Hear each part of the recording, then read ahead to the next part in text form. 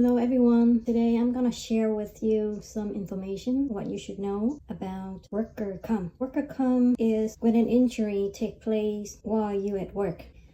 A lot of the time when you contact your employer and you let them know that you are injured and you would like to see a physician, and from the determination of your physician, they will determine if you have a worker comp case or not. Some employer will try to trick you by saying that if you are no longer with the company, then worker comp doesn't apply. And I would like you to know that's not the case. Regardless if you resign from your position or if you were terminated, as long as your injury took place during the time you were employed, you can still see a worker comp physician. And if the worker comp physician found that you do have a case, then you can proceed with getting treatment. Your employer might decide to cut the treatment short by offering you a settlement. You can accept the settlement or you can ask for more if the settlement is not suited for your injury. Most of the time when the employer refer you to see a physician that is contracted with them, most of the time the physician that is in contract with your employer will favor the employer.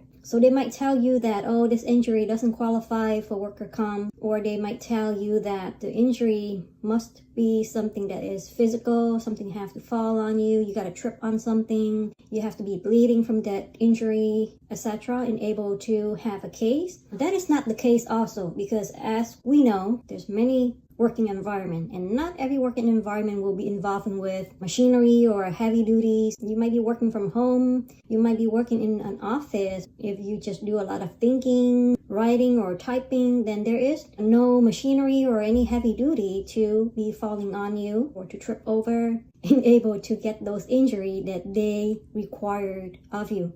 So when situation like that happen, you can always speak up to what you felt is right. If you felt that the physician that you saw for the day is not giving you a fair statement, you can request for a second opinion. You can complain to that person that you don't felt right. You want to get a second opinion, and they most likely will refer you to a higher position within their facility, maybe like a director. You can get second opinion from there. If not, you can find a lawyer, and I highly recommend you find a contingent attorney, because contingent attorney only get paid when they win the case for you. They will take a percentage. For worker comp, according to what I know, the percentage is from 8 to 15%.